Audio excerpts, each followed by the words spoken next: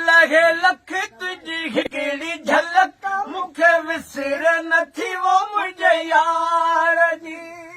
पीरी पाए न झुमक मत नज़ीर खलक तोखे सिध न रहे सींगार जी कॾहिं वार ककर कॾहिं वासी गजो वर कॾहिं वार ककर कॾहिं वासी गजो वर सो त विदल खे वाटनि तां वारे तो मिठा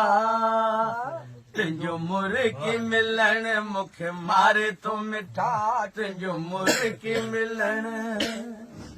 गिची सनड़ी सनम तुझा हथड़ा नरम तोखे पारत आहे वो मुझे प्यार जी कज हिकिड़ो करम जोड़ा हथ हर दम करी बंद न कजा दीदार जी थी न यार पर ॾिसो दिलरी ठरे थी न यार पर ॾिसो दिलरी ठरे तोखे सुहिणल सिक माही सारे तो मिठा तुंहिंजो मुर्गी मिलण मूंखे मारे तो मिठा तुंहिंजो मुर्गी मिलण कहिड़ा कहिड़ी कहानी तुंहिंजी यार जवानी ॾिस केरनि सालनि खाई तीरवा तुझा लबड़ा लासानी तुझी अख मस्तानी तुझा जुल्फ ॼण को ज़ंजीर तुझा वसब वणन ॾिसो रखी बसड़न तुझा वसब वणन ॾिसो रखी बसड़न तुंहिंजो ख़ुशि थी खिलण दिल ठारे तो मिठा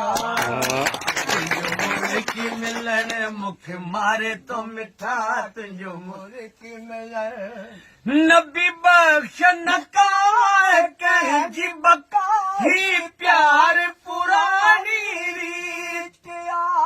ॾिसी लो कलका कज पेर पका पंहिंजी यार पकी थी प्रीत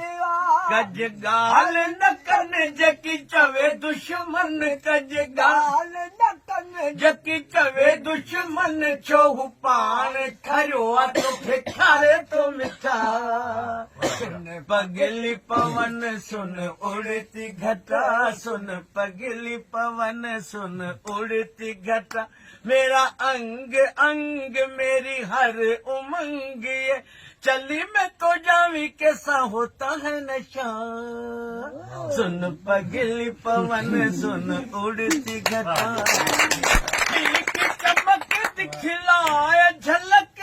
आई बादलों के संग संग झूम के जी बोलिया